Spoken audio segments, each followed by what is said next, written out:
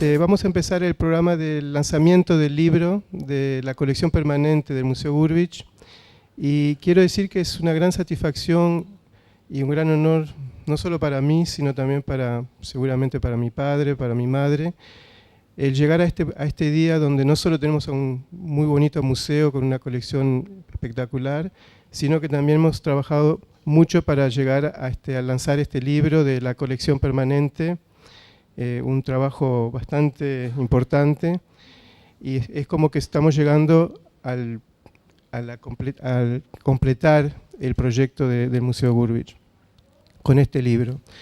También puedo decir que no ha sido fácil ni rápido, es un proceso que ha llevado muchos años y a veces con dificultad, y sin la participación de muchísimas personas que nos han apoyado de diferentes perspectivas, ángulos, no hubiéramos podido llegar a tener este libro, la colección, el museo.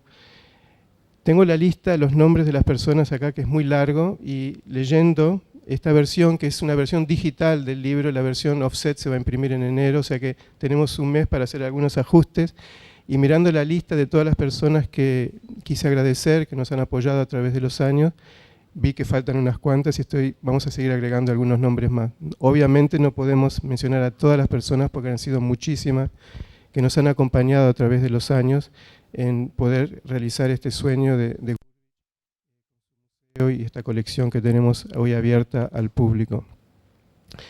También quiero agradecer especialmente al equipo que hizo posible este libro, que es bastante importante, como pueden ver.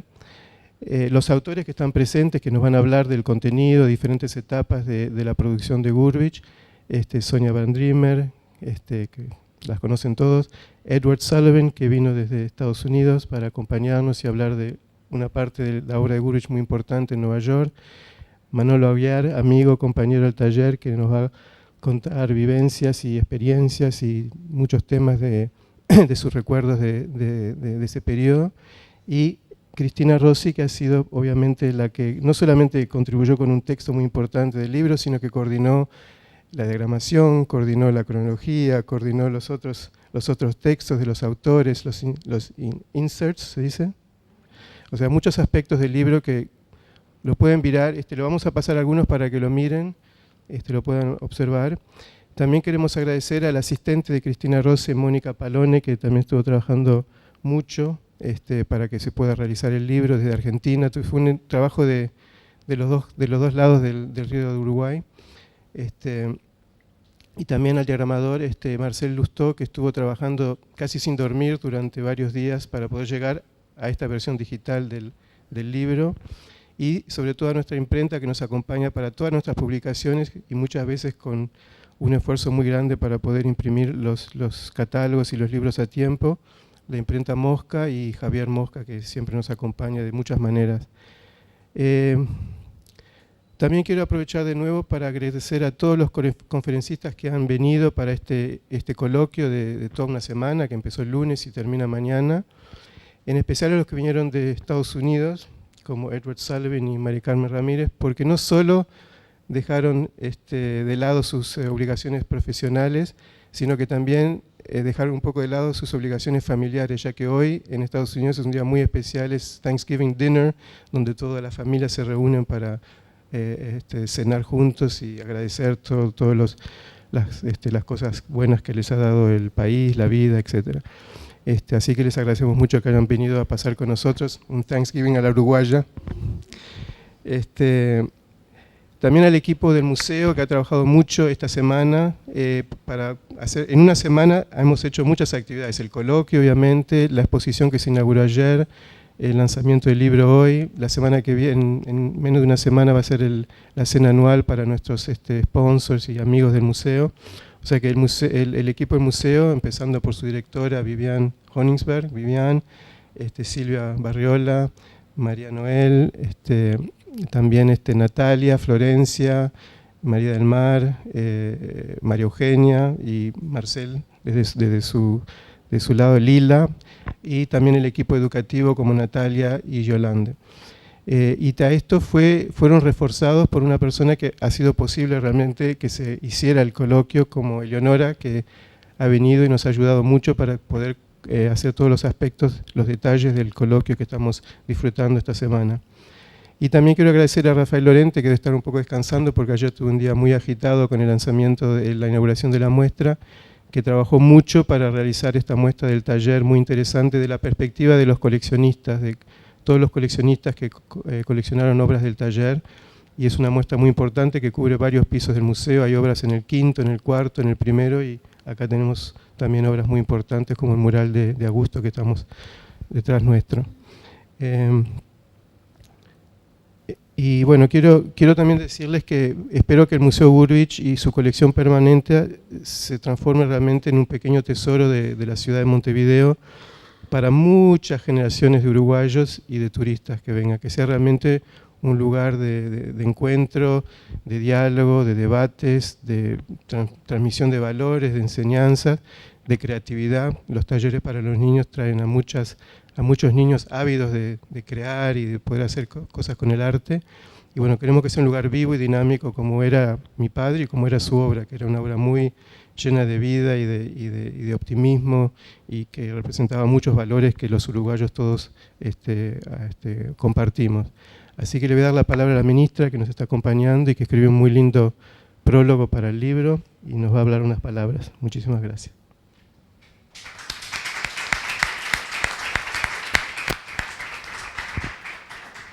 Bueno, muy buenas tardes a todas y todos los presentes.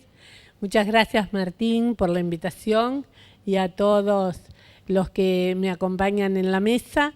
La verdad que es un honor y un orgullo estar presente en este lugar tan privilegiado del departamento de Montevideo, en esta calle por la que circulan tantos, no solamente uruguayas y uruguayos, sino todos los que nos visitan y bajan de los cruceros, pasan por esta calle y tienen el privilegio de entrar a un espacio físico hecho a medida para albergar la obra de uno de nuestros principales artistas plásticos, que nos ha dejado una obra inmensa, una obra que es orgullo del país, pero que además ha sido muy bien custodiada y cuidada por su hijo, por la familia y por el equipo que acá trabaja. Realmente entrar a este museo es entrar a un lugar donde la gente siempre tiene amor por lo que hace, se compenetra con la tarea que realiza, y es un placer visitar todas las exposiciones que acá se han realizado. Desde el Gobierno Nacional estamos apoyando, por supuesto, la continuación de la colección Gurvich, la continuación con esta casa que fue tan bien diseñada para la obra de Gurvich fundamentalmente, pero para otras exposiciones en general que han sido maravillosas encontrarlas en este espacio.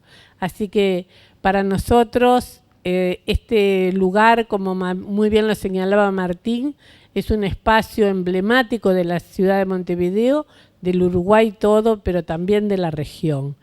Gurvich y la Escuela de Torres a la que perteneció ha trascendido las fronteras del país, ha trascendido las fronteras de nuestro continente, y creemos que debemos preservar y cuidar y legar a las generaciones futuras lo mejor de lo que ha sido su trabajo, su trayectoria, su obra, porque es la que estimula, como señalaba, a los niños y jóvenes a crear, a dedicarse al arte, pero también a expresarse libremente y a través del arte poder conceptualizar desde la geometría, la pasión por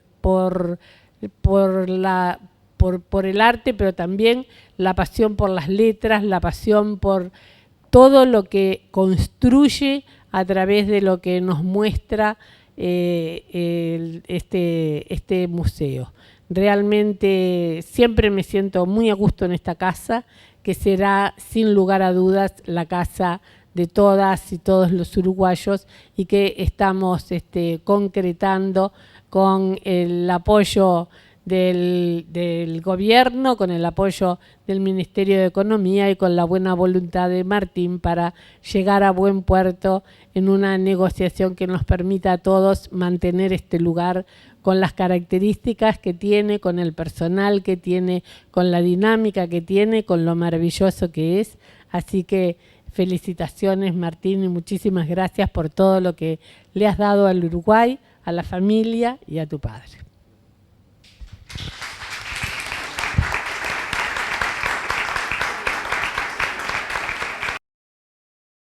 Desde mi lugar de la coordinación y la edición de todo el libro quería contarles y por supuesto quería también yo comenzar agradeciendo no solamente a todo el personal de esta casa, que no voy a nombrar uno a uno, pero en la figura de Vivian, su directora, sí están condensados todos y cada uno de los que trabajaron y colaboraron de distintas maneras.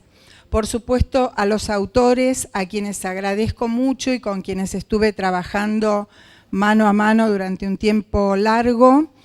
Quiero agradecer muy especialmente a mi asistente de investigación, Estefanía Radnik, que hoy vino, cruzó el río para acompañarnos, así que está entre nosotros. Bueno, también por supuesto que reconocemos la tarea de los fotógrafos, los traductores, la asistencia en producción de Leonora, que también fue un brazo fuerte en un momento que era muy necesario, y muy especialmente el esfuerzo que puso Marcel Lustó. Realmente hemos trabajado día y noche, sin mentir, de modo que veo que no está, o por lo menos no lo veo, pero sí quiero que públicamente quede mi gratitud. Bueno, el libro se estructura a partir de 3 ensayos que toman distintos aspectos que recorren la obra y la trayectoria de Gurvitch, y como registra toda la colección permanente, también hay 3 tramos divididos, como ven, en periodos: 44-62, 63-70, 70-74. Esta suerte de relato visual también nos sumerge en la obra de Gurvitch y nos va llevando a través de su trayectoria. Trabajamos especialmente para ayornar bueno, todo lo que tiene que ver con su trayectoria larguísima, digamos, en cuanto a exposiciones y demás, y también hemos trabajado nuevamente sobre la cronología y le ilustramos especialmente. Así que ese es digamos, la parte de estructura general del libro. Lo que también quería mostrarles, si puedo hacerlo rápidamente, yo había tomado nota de algunas hojitas, es que como Gurvitch es un artista sobre el que se ha trabajado mucho, también desde la idea del libro he querido que aparecieran algunos autores que trabajaron sobre su obra a lo largo del tiempo. De modo que hay, como dijo Martín hoy, insert de distintos autores, en este caso Cecilia de Torres, voy a ver alguno bastante más adelante, a ver, no, es demasiado adelante. Por ejemplo, Adolfo Nigro, ¿no es cierto? Entonces, así van entrando otras voces, es decir, hemos trabajado 3 autores, pero sin embargo también entraron muchas otras voces muy autorizadas, por supuesto. Tatiana, Alicia Haber, Álvaro Medina, bueno, una cantidad de especialistas que han tratado en distintos momentos la obra de Gurvitch. Y también, en algunos casos, ya esto es el relato visual está acompañado por algún trabajo específico de los autores de ese capítulo sobre algunas obras. He puesto por título a mi presentación Del hombre constructivo al hombre cósmico, pensando un poco en un ensayo que articula la enseñanza de Torres, el aprendizaje de Gurvich, ¿no es cierto? También cuando uno dice de Gurvich, dice de los alumnos en el taller, ¿no es cierto? Pero especialmente los modos de apropiación de Gurvich de esas enseñanzas.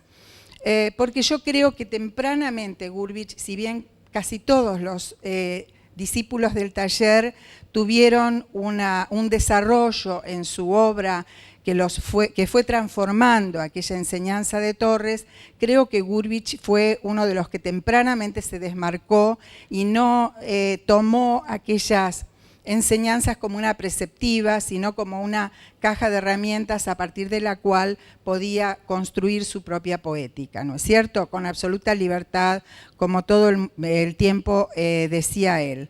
Si bien sabemos que él había comenzado ya a estudiar con Cuneo, ¿no es cierto? Es en 1944 que Gurvich está ya aprendiendo, después de la consabida presencia y conocimiento de Horacio en el taller de violín, ¿cierto?, de Hulber. Pero bueno, ya está en 1944 aprendiendo con Torres, y ahí yo separé como 3 líneas que me parece que son importantes de lo que toma de Torres.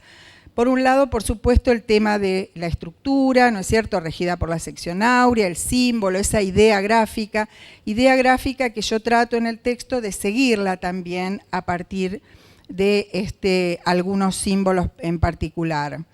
También la idea temprana de Torres, que tempranamente plantea en Montevideo, de que el arte tiene que estar integrado a la vida, ¿no? Eso me parece que es otra línea que también se puede seguir en este arraigo y aprendizaje de la enseñanza de Torres. Y la tercera cuestión es aquella dinámica de acción permanente que en Torres muchas veces la vemos como una prédica, ¿no es cierto?, de sus ideas, pero que también era defensa y difusión. Y creo que esto también es un aspecto que aprendió Gurvich tempranamente. Entonces, a partir de las imágenes prefiero que vayamos viendo. En 1948, Gurvich y los amigos del taller, también sus compañeros, estaban, de acuerdo a lo que dice Torres en una carta a Romualdo Brughetti en 1948, estaba estudiando una a una las lecciones. Torres le dice en la carta: mis muchachos están haciendo 100 días de ejercicio, retomando nuevamente lo que ya aprendieron. Y precisamente estas obras, que son de 1948 y que pudimos exhibir en Cruzando Fronteras, afortunadamente, van planteando, por ejemplo, a partir de lo geométrico a lo real, como veíamos recién, el tema de la sección áurea, lograda por determinados... también el elemento geométrico, ¿no es cierto? Así que bueno, estas son las enseñanzas que él está repasando en el 48. Sin embargo, en el 44, Gurvich ya estaba exhibiendo en Buenos Aires. Cuando Torres García llegó en 1934, esta es la que se me quedó blanca, no sé por qué, pero era la tapa del catálogo de la Asociación Cristiana de Jóvenes, que es donde hace la primera muestra. Y ya en esta primera muestra, Torres está diciendo que todo eso que está mostrando es para hacerlo en gran escala, ¿no? Que es para llevarlo a la cerámica, a la alfarería, al tejido, a los muros, ¿no? Esta enseñanza me parece que también lo marcó muy fuertemente, y sigo de alguna manera este hilo a partir de, en el texto, por supuesto, a partir de los murales que va proponiendo tanto en Montevideo como en el kibutz cuando hace su primer viaje. Este es uno que tenemos ahora cuando nos acercamos para tomar el café, vamos a ver el original, un boceto o los bocetos preparatorios para este mural. Y para ir dándole una dinámica, porque no quiero que se haga muy tarde, quería contarles que a pesar de que en muchas biografías dice que Gurvich entró en 1945 al taller, en 1944 el maestro ya lo había elegido para ir a una muestra que llevaron a la Galería Comte de la calle Florida, una galería que acompañaba una casa de alta decoración de los hermanos Pirovano, dos mecenas muy importantes de Buenos Aires.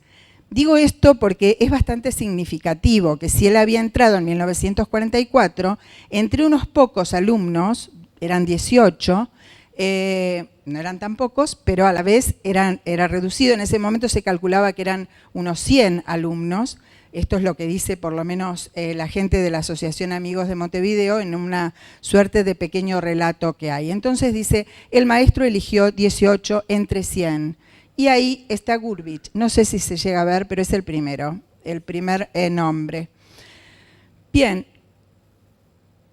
¿Por qué me pareció significativo este hito? Me pareció significativo por esta cuestión de que Torres estaba luchando, peleando todo el tiempo para poder defender sus ideas en Montevideo. Y precisamente cuando llega muy tempranamente en la carrera Gurvich a Buenos Aires, también se ve involucrado en una pelea, porque llega en 1944, año de los murales de Samboa, que como casi todos ustedes deben saber, fueron muy resistidos por el medio montevideano, pero también llega en 1944, cuando había aparecido Arturo, y en Buenos Aires habían muchas ansias de disputa.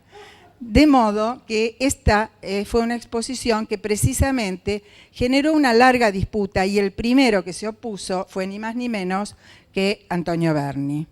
Porque lo que ocurría era que los compañeros de este lado, ¿no es cierto?, del río, decían, quienes hacían realismo en ese momento, ¿no es cierto?, obra figurativa de cuño realista, decían que era desmedida, desproporcionada la cantidad de artistas emergentes que habían llevado, cuando en realidad habían muchos artistas con trayectoria que no habían sido incluidos en este panorama de pintura moderna del Uruguay. Por lo tanto, ahí empezó un tete-a-tete entre Latitud, las revistas locales, y rápidamente, para defender inclusive los murales de Samboa, los muchachos sacaron Removedor. Por lo tanto, ya desde Removedor se inscribieron en esa tradición, digamos, del maestro de Cercle Carrea, Círculo y Cuadrado, de Removedor. Después ellos harán otra revista también, y pronto se trenzaron también con los artistas concretos, como muchos de ustedes deben conocer, ¿no es cierto?, cuando Maldonado le escribió algo así como Torres García contra el arte moderno, y a partir de ahí continuaron. De modo que me parece que también esto es algo que aprendieron en el taller, mamaron en el taller, y los discípulos de Torres lo continuaron, y en ese sentido Gurvich lo tomó muy pronto. La otra cuestión es que ese arte integrado a la vida, claramente Torres lo concebía como parte de la integración a los rituales cotidianos. Aquellos rituales de las comunidades indoamericanas, ¿cierto?, que no eran solamente cotidianos, sino religiosos, pero que en nuestra sociedad se trasladaban a la posibilidad de que el arte estuviera a nuestro alrededor. Esta situación de viajar y poder conocer profundamente otras culturas, la entendieron muchos artistas, como hemos comentado, y seguramente después comentaremos con Manuel, visitando a las culturas prehispánicas, y en otros casos visitando otras culturas, pero también llevando esa forma de introspección que había transmitido el maestro.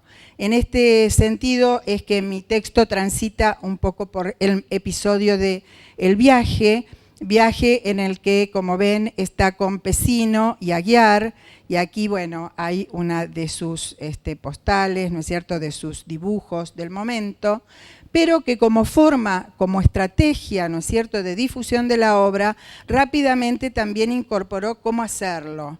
Y el hacerlo significaba aprovechar cualquier estrategia disponible.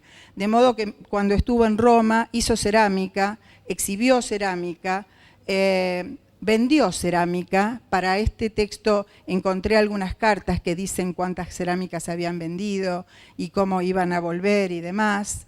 No las vendió a todas, Martín, que pones cara. Bien.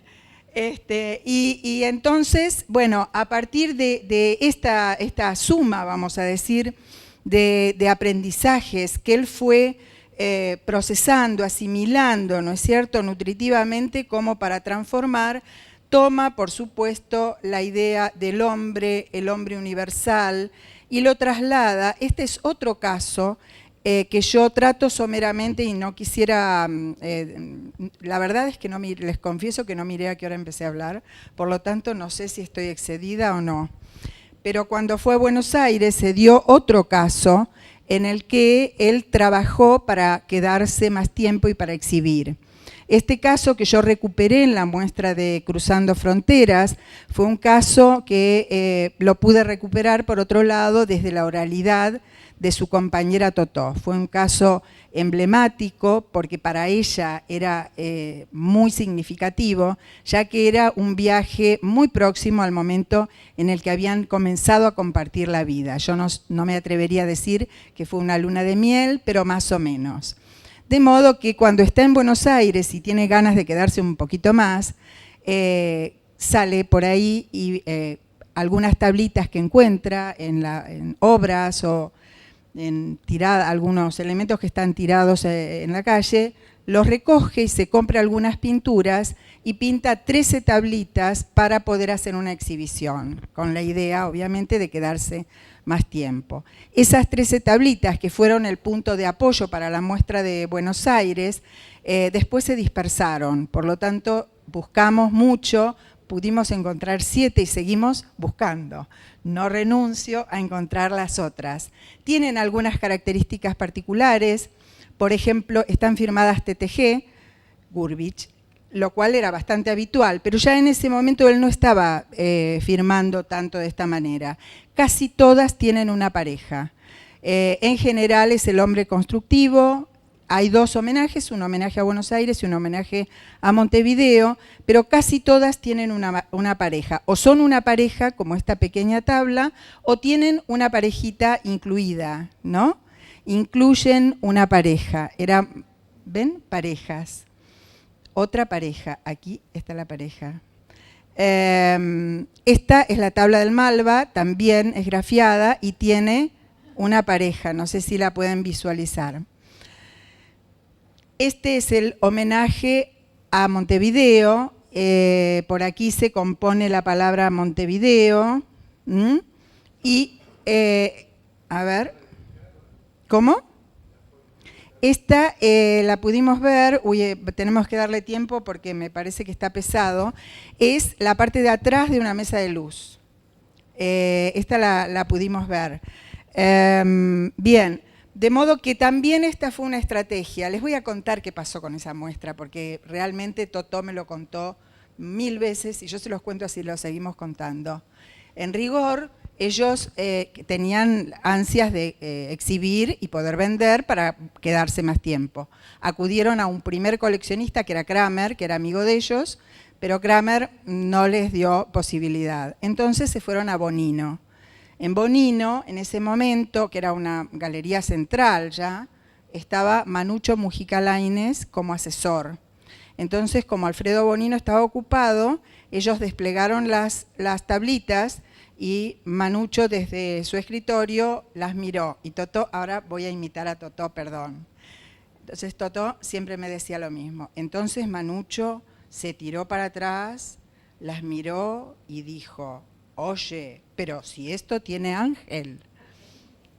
Pero a pesar del ángel, Bonino no las exhibió y ellos se volvieron con las tablitas abajo del brazo. Por eso es que Totó amaba ese vínculo, y ese vínculo con Buenos Aires a mí me parecía también muy interesante. Bueno, para ir cerrando, entonces, mi texto toma estas, estas enseñanzas del maestro y las va llevando a través del tiempo y para ir mostrando, ¿no es cierto?, cómo Gurvich va, va permitiendo que esa estructura ceda, se derrumbe, como estamos viendo. Inclusive algunos temas, está muy lenta, me está faltando una imagen ahí, espero que llegue. Algunos temas, como por ejemplo, miren que no quiere llegar,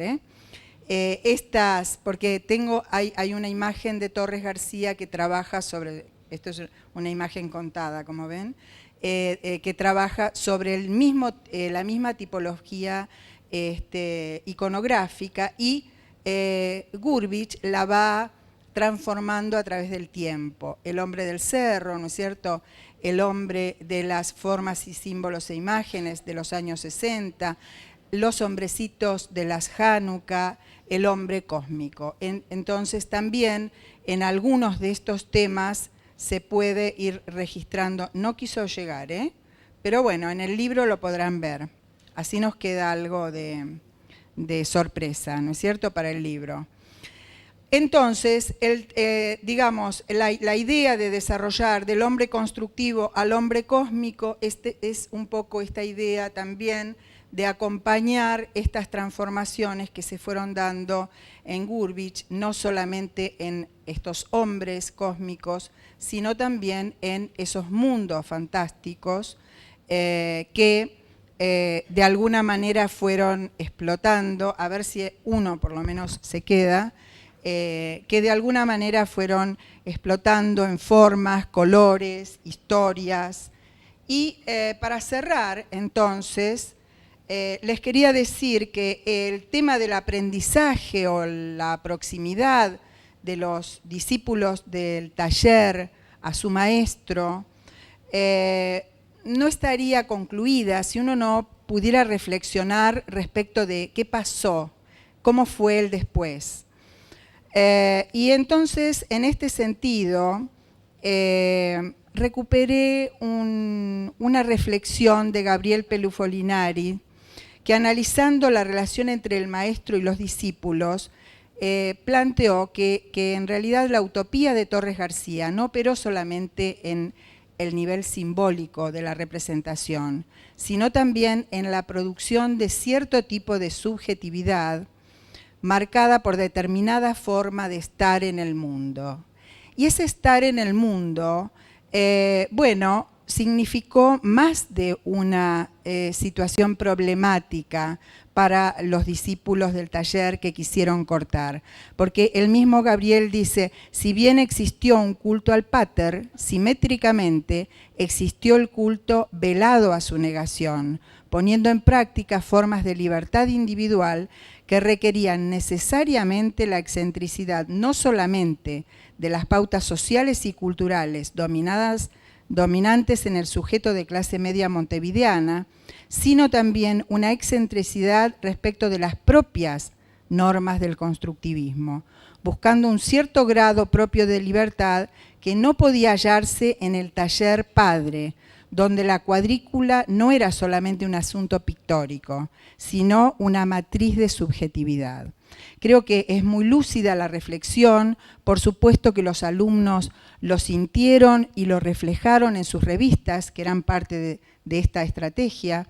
En este sentido, ellos mismos en Escuela del Sur hacen como una suerte de defensa en un artículo que se llama La originalidad en la pintura, respuestas del taller Torres García a los críticos, porque los atacaban y sintiéndose atacados debían defenderse. Por supuesto que se defendieron con la palabra y se defendieron con la obra. Y en esta defensa o transformación, digamos, de aquella enseñanza, creo que Gurvitch había sido bastante precursor, por lo menos, muy temprano. Esto es un poco lo que de alguna manera destaca el texto y lo sigue a partir de la obra. Así que bueno, eso es todo, espero que les quede ganas de leerlo después.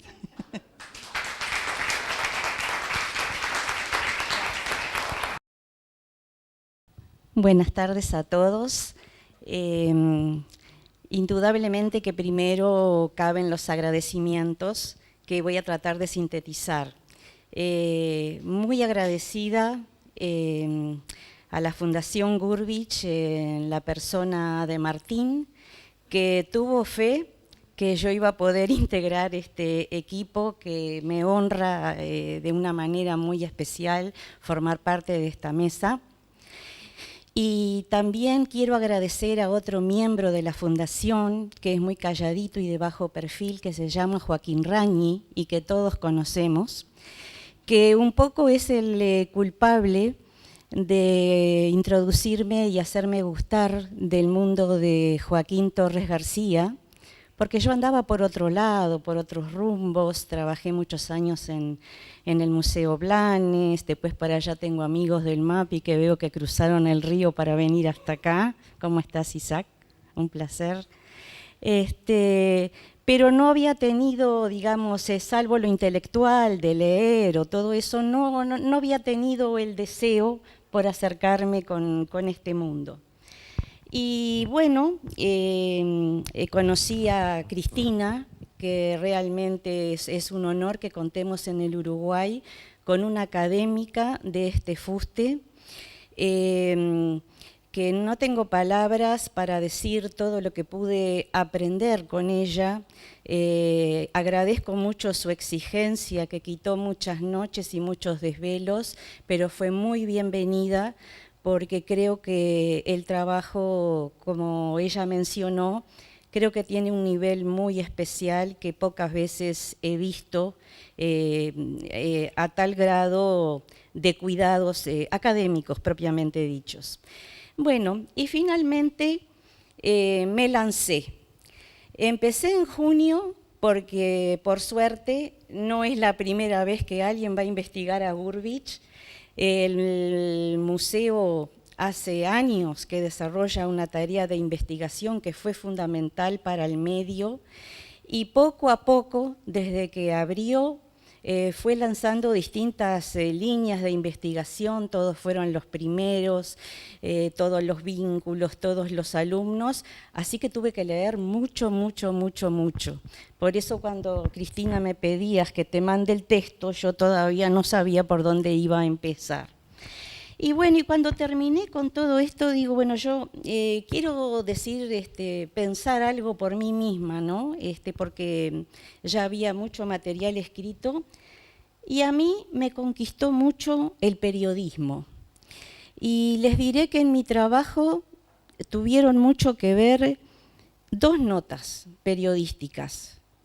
La primera es una famosa entrevista, que después voy a hablar de ella, que hizo María Stergilio, una gran periodista que hace pocos años se nos fue, que empezó trabajando en Marcha y terminó en Brecha, que le hace una entrevista a Gurvitch que realmente no tiene desperdicio. Después voy a compartir algunas perlitas con ustedes.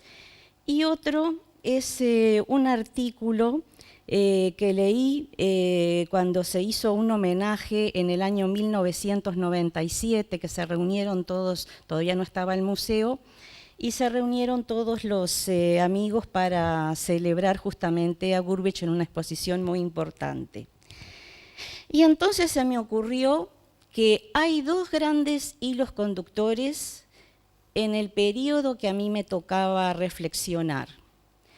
Sin lugar a dudas, uno era el universalismo constructivo, que como muy bien expresó mi maestra, no le voy a decir Cristina, porque yo leía en los libros de ella, como bien explicó Cristina, hay ahí unos principios, unos fundamentos que creo que acompañaron a Gurvitch a lo largo de toda su vida de distintas maneras, saliéndose del encuadre aún.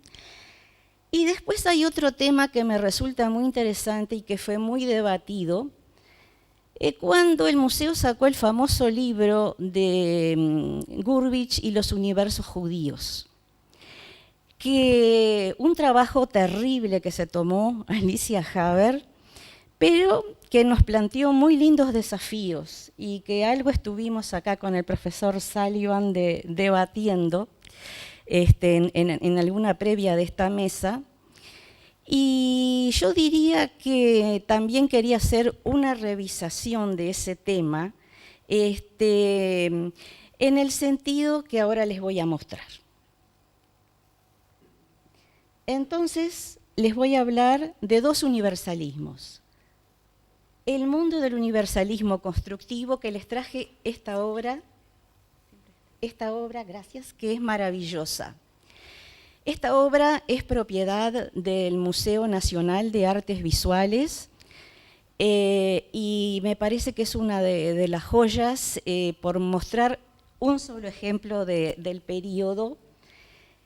Y yo creo que esta espiral, que fue tan difícil de construir, porque además está armada con relieves, son distintas capas de cartón, sobresale del plano, y cuando uno se acerca, las sombras, todo juega un papel y acá hay movimiento. Entonces yo creo que esta misma estructura, como le gustaba decir a Totó, que a mí también me encanta porque las descripciones de Totó no tienen desperdicio, Gurvich la tenía en la retina. O sea, era una cosa que la medida él ya la tenía puesta.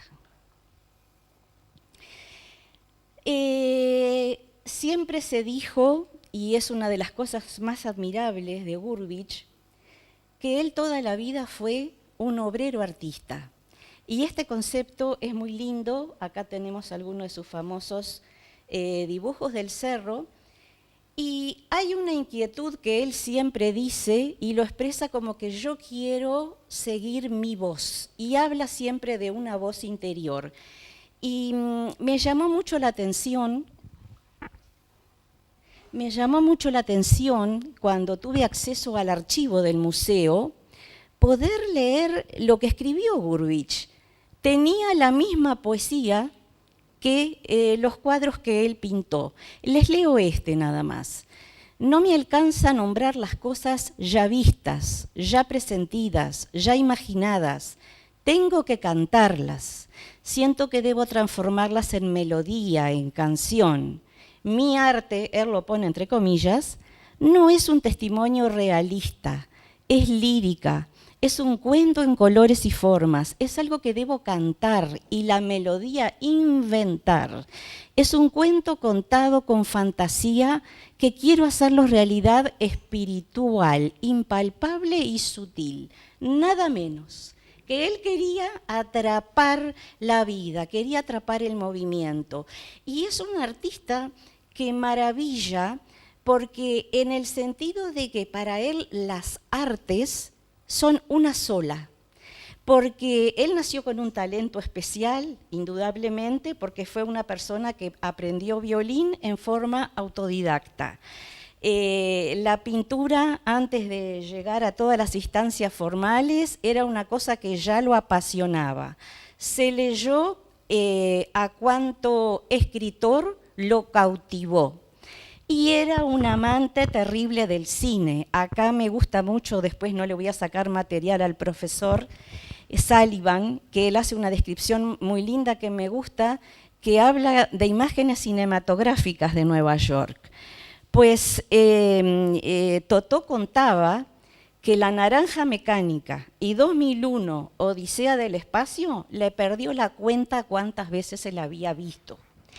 Y yo creo que indudablemente como amante del cine, él también traslada toda esa visión, ahora vamos a ver en algunos otros cuadros, en donde como un gran director incluye el pasado, incluye el presente, incluye el futuro, incluye lo que él está sintiendo, como un cuadro muy conmovedor que queda acá en la colección, que es un cuadro que se llama Pogrom, que ustedes cuando gusten van a acceder, además aparece en el libro, que fue pintado un día que fueron al cine y dieron una película del Holocausto, acá en Montevideo,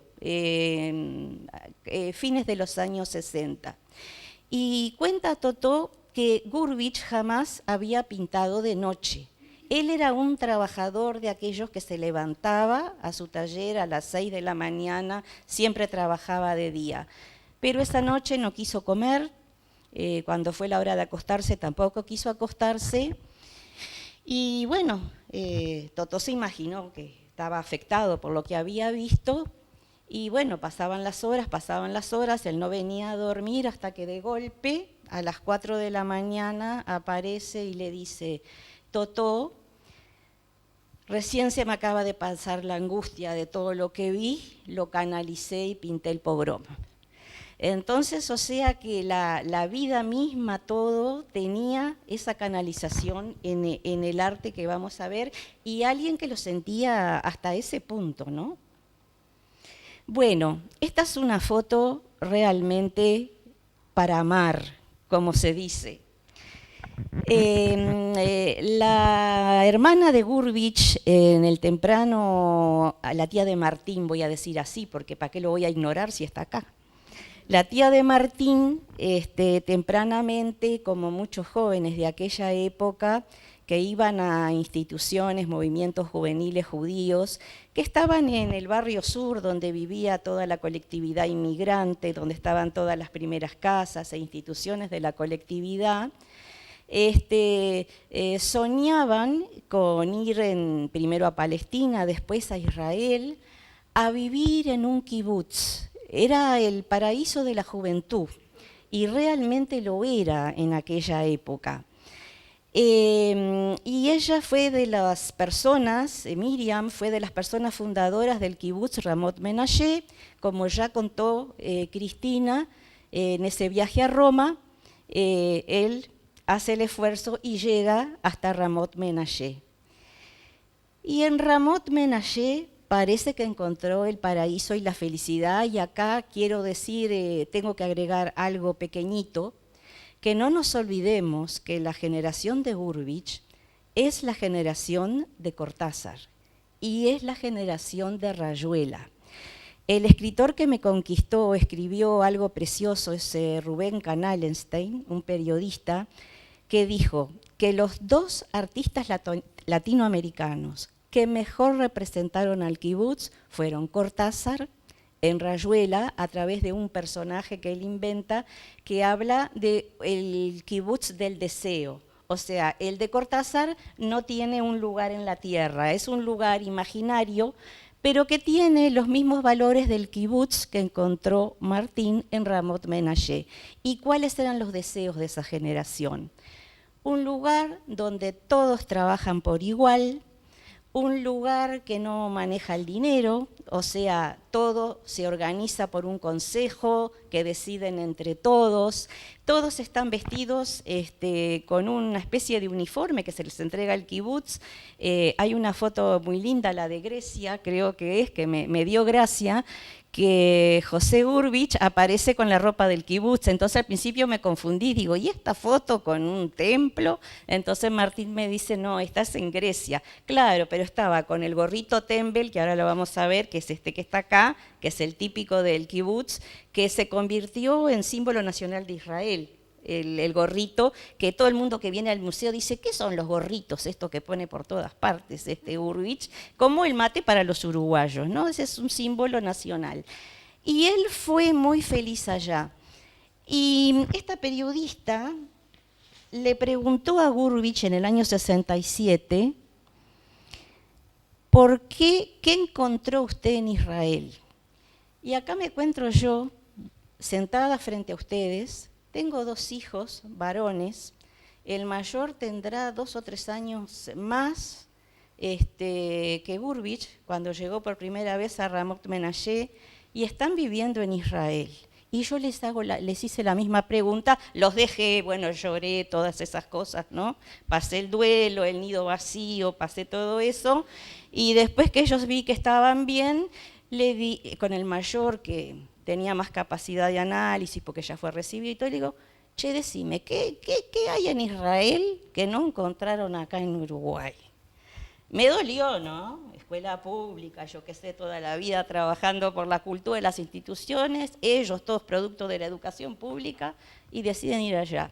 Y contestaron lo mismo que le contestó Gurvich a María Stergilio en el año 67. Dijo Gurvich, me sentí libre de la generación a la cual yo pertenecía. Nos amamos mucho, pero había llegado la hora de separarse, ¿no, Manuel? Vos te fuiste antes. Y se sentía libre de esa presión que su generación le venía ejerciendo. Y la otra cosa que también le pasó a mis hijos, no tan buena como a Gurvich, que fue a un lugar en donde se pudo despreocupar de la penuria económica, que no es poca cosa para un artista. Y además era un hombre tan afable, tan alegre, véanlo en el gesto este que tenemos en la fotografía, alimentando, cuidando de las ovejas, él era feliz. Y él cantaba y les tocaba el jalil y tenía su tallercito y trabajaba, y siempre que trabajaba escuchaba música y cantaba. Acá tenemos en lo que yo les nombraba, así como tenemos los obreros del cerro, que ve en el kibutz. Ve a la gente que trabaja, a la gente que construye, a la gente que está haciendo las cosas de la nada, porque no había nada ahí en Ramot Menashe cuando él llegó. Y acá nos sorprende, esta es una acuarela preciosa, y yo por eso les mostré la espiral, porque esta espiral también juega acá. Yo también encuentro un poco del director de cine y también encuentro algo muy lindo que escribió Cristina, que también en ese deseo de representar, porque no podemos decir que un personaje es más importante que otro, a pesar de que hay unos más grandes, otros más chicos, toda forma parte de la escena, y Cristina hizo un paralelismo muy lindo que me gustó, que tiene que ver eso con la igualdad que uno puede sentir en el kibutz, tirando todos juntos de la mano, ¿no? Fue una utopía de un tiempo que ya pasó, donde el mundo era otro, pero que para todos los artistas, inclusive para los que fueron amigos de Gurvich, que conoció en Israel, artistas importantes como Dani Caravan y Naftali Bezem, se fueron muchas veces a vivir al kibutz por librarse del problema económico. Y otra cosa, había un lugar muy lindo para la juventud, había mucha libertad. Acá apreciamos la foto en blanco y negro, la danza, que no era individual, que siempre era colectiva, que era al aire libre, y luego tenemos un dibujo también a mano alzada de Gurvich. Las mujeres, que si bien no alcanzaron la igualdad, se liberaron mucho, miren ustedes hasta dónde están los shortcitos, o sea, el tema era estar cómoda, no era como yo me parezco.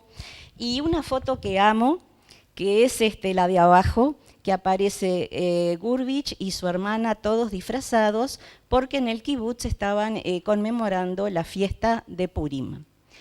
Y se acostumbra a disfrazarse, con total libertad, como acá en el carnaval, pero muy pocos se animan. Bueno, después voy a otro tema. ¿Qué les digo del universalismo judío? Una cosa es ver los cuentos de los judíos allá perseguidos en Europa. Bueno, claro, los abuelos de Martín se tuvieron que escapar, padecían pogroms, parte de la familia murió en el Holocausto. Los cuentos siempre son cuentos como de tierras lejanas. Y él llega a Israel, que es un lugar nuevo, un lugar que no le interesa esa parte del judaísmo viejo, que no carga, no arrastra con esas historias, que hace borrón y cuenta aparte porque había mucho para hacer. Y un Gurvich que viene de viajar por Europa, de visitar museos y de ver, por ejemplo, este Caravaggio, que es el sacrificio de Isaac. Al lado del Caravaggio puse el sacrificio de Isaac que pintó Gurvich. ¿Cuál es la diferencia entre los dos?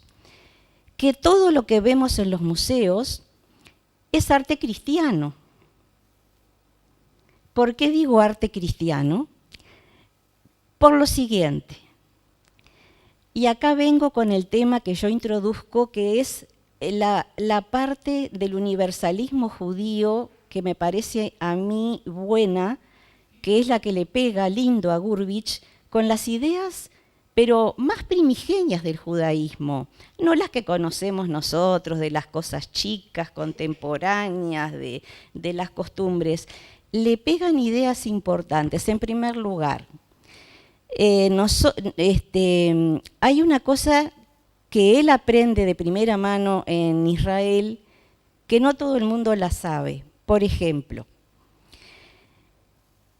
la Biblia o el Antiguo Testamento no es el mismo en hebreo que el que conocemos en castellano. Ni siquiera, además de estar traducido, lo cual ya hay un cambio de sentido muy grande, ni siquiera los libros que digamos que en el cristianismo integran el Antiguo Testamento, ni siquiera son los mismos libros, ¿tá? O sea, que nos encontramos con dos historias distintas que nosotros desconocíamos y que me motivó mucho un libro que salió este año fresquito, escrito por un uruguayo que se llama Tanaj, Biblia y Corán, un mismo libro para 3 pueblos que se lo recomiendo, donde va explicando en realidad la misma esencia que tienen los 3, cómo se toma de acá y cómo las cosas se van transformando en otras cosas. Entonces, ¿qué pasaba? Esas escenas bíblicas que venían del mundo cristiano, al mundo judío no se sentía identificado. Caín y Abel de Tiziano, musculosos, unos hombres del Renacimiento, cuando nosotros sabemos que los judíos europeos eran unos alfeñiques, porque nunca pudieron hacer actividad física, no podían tener tierra, se dedicaban a actividades, digamos, chiquititas, oficios. De paso les voy a hacer un chiste también, así amenizamos un poco porque me acordé.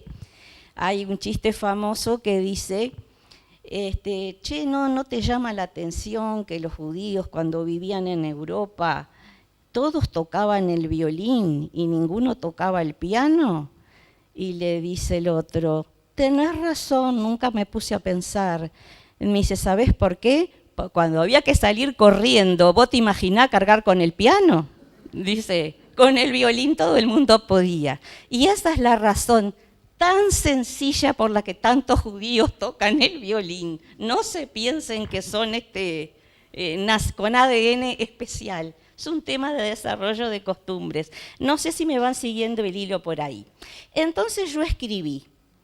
A mí me parece que a Gurvitch lo atraviesan 2 universalismos, 2 grandes sistemas de pensamiento. El universalismo constructivo, que es todo un sistema de pensamiento y un andamiaje de torres, que son estructuras y, como dijo mi maestra, herramientas para el trabajo, y el universalismo judío. El universalismo en sentido general es una idea o creencia en la existencia de una verdad universal que lo determina todo y por lo tanto es y debe estar presente por igual en todos los seres humanos. Un pensamiento universalista asegura la veracidad de una forma única o específica de ver o organizar las cosas. No quiere decir que sean realidad, son ideas que forman un todo. A veces algunos universalismos no son muy amigables con otros. Acá voy al universalismo judío. ¿Qué vemos los uruguayos cuando vemos esto? ¿Y qué ven otras personas? Les quiero hablar de lo que yo entiendo como el universalismo judío, el cosmopolitismo. O sea, cuando después del año 2000 se desaparece, digamos, el mundo de los judíos como nación, se organizan muy rápidamente en cualquier parte del mundo. Porque, ¿qué pasa? La organización de las comunidades judías es muy sencilla. ¿Qué necesitan los judíos para vivir? Necesitan tener 10 o 3 judíos, formar una comunidad. La sinagoga no precisa ser un edificio importante, sinagoga quiere decir lugar de encuentro. Eligen al rabino por votación, se pelean todos, ¿no?, en la elección del rabino. Y bueno, y también esa Biblia originaria que Gurvitch conoce de primera mano en Israel, enseña historia y memoria, pues nosotros no nos damos cuenta, pero que en el principio empieza el libro más leído del mundo y el más publicado y el que tenemos, o sea, ese concepto de que hay algo que empieza, algo que continúa, ¿verdad? Ese tema de acá, y Gurvich acá, esta es una obra que amo, que es el día que falleció tu abuelo, ¿verdad? El día, y falleció en brazos de él, y para mí es un hermoso recuerdo.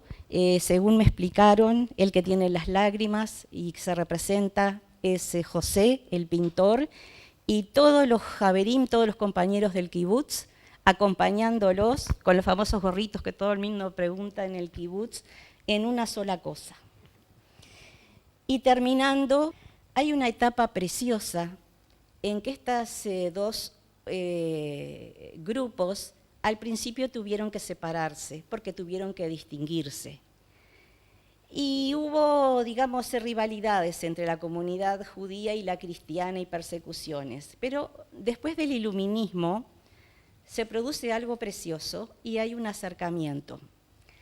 Y aparece este cuadro de Chagall que se llama La crucifixión blanca, que es un hito en la historia del arte y un hito en el pensamiento teológico, porque Jesús es tomado, digamos, como un personaje, no estaba el Che Guevara todavía, y entonces Jesús es quien lucha contra el mainstream, contra la idea principal, y es tomado así como el rebelde, digamos, por todos los artistas. Y Chagall da un paso más y se anima a representar a un Jesús judío. En un momento muy especial de la historia, primero dibujó un pintor crucificado, eso se lo dejo para los artistas que lo interpreten, y después pintó donde, digamos, un hombre parece judío porque tiene una prenda de rezar que se llama talit, que es propia, y después gente que corre en todos lados, y ahí está haciendo una denuncia doble, que algunos libros a veces se equivocan, que era el año 38, no solo es denuncia para el Holocausto, también es una denuncia de la Unión Soviética, porque, digamos, allá, digamos, todos éramos iguales, pero los ciudadanos extranjeros sin patria, que era un eufemismo para no nombrar a los judíos, marchaban también. Entonces, con este cuadro le dio a los dos Chagall, que también se tuvo que ir porque, digamos, él era ruso y le gustaba pintar otra cosa, pero la academia tenía en ese momento su normativa. Y vengo al Uruguay para morirme de felicidad y decirles lo siguiente. Uruguay es el país de Latinoamérica, como todos sabemos, más laico. Saben que con esto no quiere decir el Estado es laico, pero, perdón que está la ministra y yo le doy este discurso, pero se aceptan y somos de recibo de todas las creencias y de todas las cosas. Y en la historia del arte nacional, a mí me maravilla la presencia de dos rebeldes, Carlos González y José Gurvich. Carlos González es el autor de esta obra, que en principio es una escena de cuchillada, de los gauchos, algo muy típico. Pero tímidamente alrededor de esta xilografía en madera hay una guarda. Y en los dos extremos de abajo hay gente crucificada. Son indios, son indígenas. Es la primera vez que alguien cuenta esto en la historia del arte nacional. No conozco de otros países porque no he tenido oportunidad de estudiar. Y después en el resto del recuadro hace como vienen los españoles, se llevan las vaquitas, se llevan las cositas, o sea, parece que el tema trata de eso. Y el otro, que Martín se agarra la cabeza y dice, ¿por qué ahora en Israel no quieren a Gurvich? Porque Gurvich fue un contemporáneo cuando él crucificó al hombre del kibutz. Y después nosotros, Gurvich toma también eso. Y tenemos dos artistas uruguayos con un enorme orgullo de que representan un kibutz étnico. Y esto es una perlita que me acordé 2 días antes de venir, una alumna de Gurvich, Raquel Orzug, que le da un pasito más adelante. Y ¿se acuerdan de Golda Meir? Que, bueno, que hoy no sería políticamente correcto, pero en la época le llamaban el hombre fuerte del gabinete, que junto con Indira Gandhi fueron las primeras. Bueno, esta alumna de Gurvich crucificó en una estrella de David a esta mujer política, una, digamos, muy feroz, que tuvo que vivir momentos difíciles, pero muy arriesgada. Y para terminar, que no me da el tiempo, que lo lamento muchísimo, me quedo con esta imagen. Hay una fecha fundamental en el Uruguay para hablar de Gurvich, es el año 1967, donde la Comisión Nacional de Bellas Artes, digamos, invita a exponer y lo hace con artistas de trayectoria de valía. Había gente que conocía distintas etapas de la vida de Gurvich, pero Gurvich viajó mucho. Y Gurvich logra exponer 200 obras acá, a la vuelta, en el Teatro Solís, donde funcionaba la comisión. Bueno, los recortes de prensa que hay de la época, ustedes no se pueden imaginar lo que son.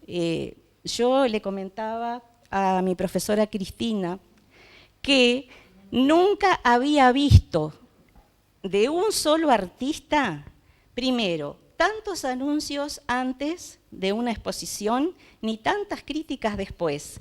Y esta foto, que es la original, que la tomó Testoni, que era el fotógrafo oficial del taller Torres García, que Gurvich era muy trabajador. Él montó, él escribió el texto, y se ve que se tomó el trabajo de llevar esta foto a todos los diarios porque aparece así en forma masiva.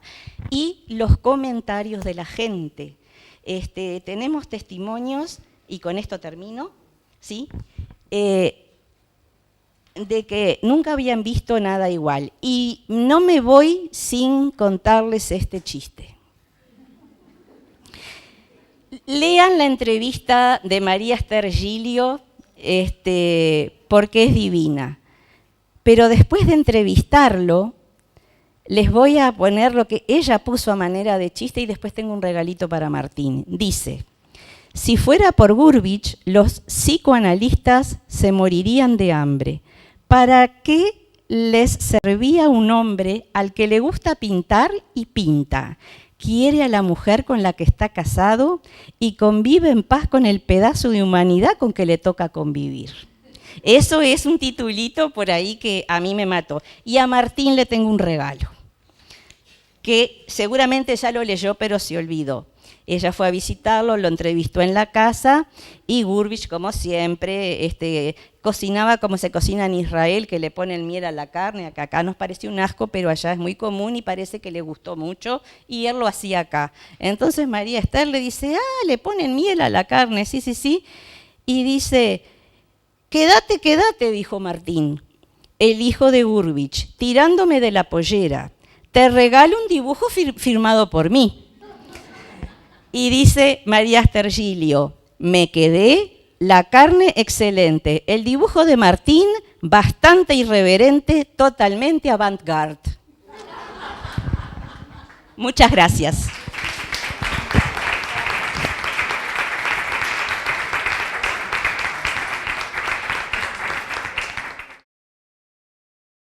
Antes de comenzar como una breve presentación, no voy a dar tantos detalles tan interesantes como mis eruditas colegas. Voy a ser un poco breve porque las palabras del maestro nos esperan y todos tenemos muchas ganas de oír lo que él tiene que decir. Yo tuve el privilegio en Buenos Aires hace 2 años en la inauguración de la exposición tan maravillosa que hizo Cristina de Gurvich cruzando fronteras en el Museo de Arte Moderno, de presenciar las palabras del maestro Aguiar, y entonces voy a tratar de ser breve. Pero antes que nada quisiera agradecer a la señora ministra por su presencia, muchísimas gracias, y además por la muy amable invitación, el privilegio de estar otra vez en Montevideo, que me ha brindado el Museo Gurvich con su maravilloso equipo, con la señora Vivian, la directora de este maravilloso lugar, y por supuesto mis amigos, colegas, Cristina y Martín. Y antes quisiera expresar mi agradecimiento a todos y decirles que antes de comenzar este evento me puse a reflexionar un poquito sobre mi relación con Gurvich, mi relación con Montevideo, y creo que ha sido en el año 92 cuando llegué por primera vez a Montevideo. Era en el proceso de un viaje a Buenos Aires, a Montevideo, creo que fue para hacer investigaciones sobre Blanes, porque entonces estamos preparando una exposición de Blanes en Nueva York y tuve un gran placer de conocer esta maravillosa ciudad. He vuelto muchas veces y es siempre, como les digo sinceramente, una alegría estar aquí en esta maravillosa pero muy gentil ciudad. Yo siempre mantengo la impresión de Montevideo como un lugar cargada de historia, cargada de interés artístico y además una ciudad muy gentil y como muy correcta y muy bella, en un sentido más bien un poquito del pasado, un poquito romántico, quizás sea un cliché personal que tengo, pero es lo que estoy diciendo que es un gran placer estar aquí. Y la otra reflexión que hice fue sobre Martín mismo. Yo había conocido quizás por primera vez en persona la obra de Gurvich en la esplendorosa exposición que hizo Mari Carmen Ramírez en el 91-92, que yo tuve el privilegio de ver en Monterrey, México, y luego, no sé, en Nueva York, porque viajó a varios sitios, sí, al Museo de Bronx en Nueva York. Y poco después empecé a viajar a Montevideo, conocí la obra en directo aquí y en otros lugares, como en el Museo de Houston, y un día me llama un señor que se llama Martín Gurvich y me pregunta, ¿puedo conocerle a usted directamente? Porque tengo algunos libros para usted. Bueno, me llegó a mi oficina, que está en nuestro Instituto de Bellas Artes, que es la Escuela Superior de Historia del Arte de la Universidad de Nueva York, donde yo imparto clases, y estaba esperando. Este señor no sabía que era muy joven, con mucha energía, y abro la puerta de mi oficina y casi me desmayo, porque yo conocía muy bien todas las fotografías, la iconografía fotográfica de José Gurvich, y estaba enfrente de mí José Gurvich, pero en vivo. Fue una cosa inaudita, porque se parecían iguales. Y bueno, nos hicimos muy amigos y entonces tuve el privilegio de involucrarme en varios proyectos del Museo Gurvich, como en la exposición de los bodegones y luego cruzando fronteras, etc. O sea que tengo una historia personal muy feliz, tanto con el padre como con el hijo. Bueno, el capítulo del libro que yo escribí tiene el nombre de Gurvich en Nueva York, una relación conflictiva. Y quisiera explicarles un poquito el porqué de este título, un poco raro.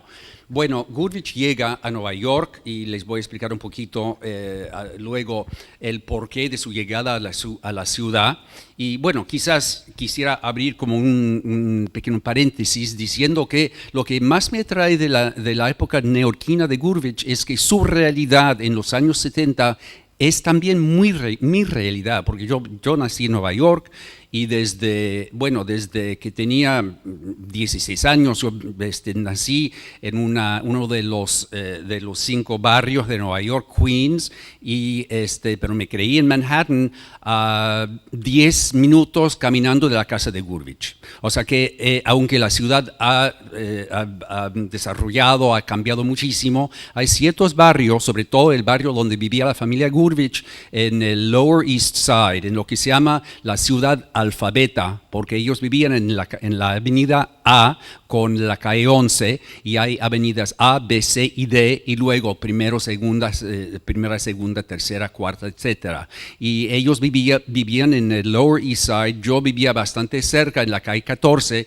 y hay indicaciones de la calle 14 que salen en muchas de las obras, los pequeños dibujos y las pinturas de Gurvich de ese momento, de los 4 años que pasó allí. Y como todos sabemos, le llegó muy precipitadamente la muerte a los 47 años en Nueva York, y le tocó esta tragedia, la familia, cuando estaba esperando la obra que llegara de Montevideo para una gran exposición que iba a haber en el Museo Judío, que nunca llegó a realizarse, y es parte de un drama. O sea, los conflictos habían constantemente en los 4 años que él pasó, desde comienzos que fue en qué mes, en diciembre del 70, hasta su muerte en 74. Otro porqué del título de una relación conflictiva viene de varias opiniones que han sido expuestas en artículos y en libros y en catálogos sobre Gurvich y Nueva York en su momento de vivir ahí. Algunos críticos dicen que estaba muy alejado del mundo de arte del momento, del mundo norteamericano del arte del momento, y que tenía bastante poco que ver con lo que estaba pasando en ese momento. Otros decían que él seguía pues muy fielmente la visión de Torres García, el constructivismo, etcétera. Pero yo mantengo una opinión muy distinta, y es que a lo mejor esa relación fue conflictiva porque él seguía un camino, y los famosos del momento, los conceptualistas, los minimalistas, los artistas pop hacían otras cosas, y puede haber creado un trauma interno dentro de su personalidad. Pero yo creo que no. Creo que hay que entender cómo llegó, por qué llegó y qué empezó a vivir en el comienzo de los años 70. Bueno, la ciudad era muy distinta de lo que es ahora. La ciudad estaba en un momento de absoluto crisis económico y en un momento de horror, para decirlo así, porque yo lo vivía.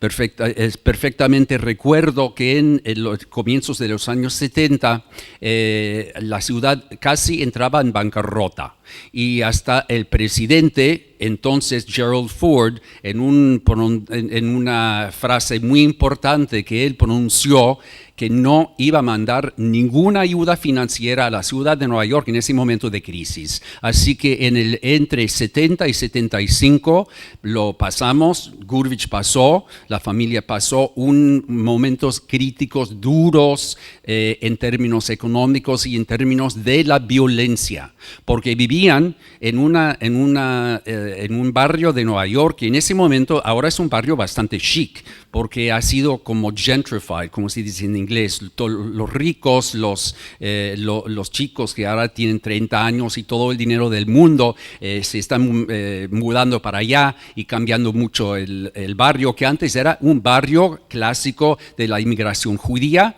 y a partir de los años finales de los 40 y 50 la inmigración hispana, comenzando con la inmigración puertorriqueña a finales de los 40, que llegó a ese barrio en Lower East Side, y se llama Loisaida, hay un nombre en español para describir ese barrio, y también llegaron a lo que se llama el barrio, en Uptown, en las calles 110, 115, 120. O sea, era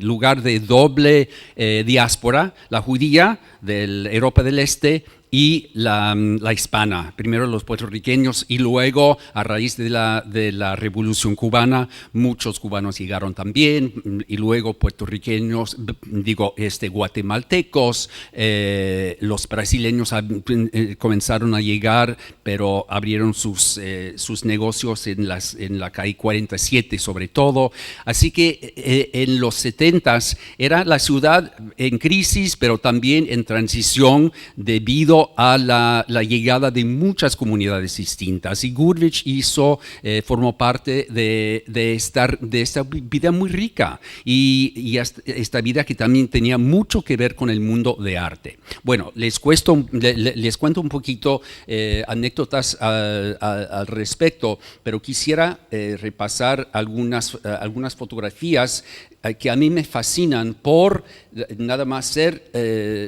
simplemente ser recordatorios muy rápidos de su estancia en Nueva York, porque hacía constantemente dibujos en forma de carpetas, y como decía antes Sonia, para mí esta es una de las muchísimos dibujos, paisaje de Nueva York con el puente, y siempre son puentes o calles muy específicas, el puente de Williamsburg o la calle 14, que es la gran calle del Greenwich Village, de comienzo de esa parte de la parte de Manhattan del sur, o la calle 9, aquí tiene por ejemplo en este dibujo, tiene una gasolinera, una referencia a una gasolinera muy específica que él conocía, que pasaba todos los días, y tiene además un sentido bastante cinematográfico, porque son apuntes muy rápidos y apuntes que describía sus andanzas por la ciudad,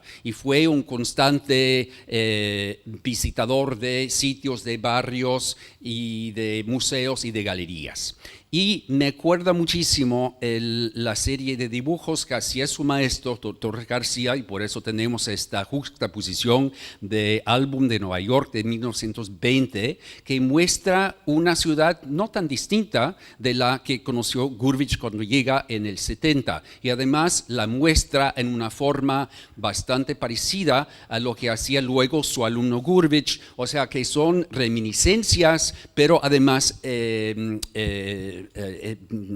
elementos específicos. Aquí tenemos el tren de la Sexta Avenida que ya no existía cuando vivía Goodrich, pero a fin de cuentas esos elementos de testimonio son bastante parecidos del alumno del maestro al alumno.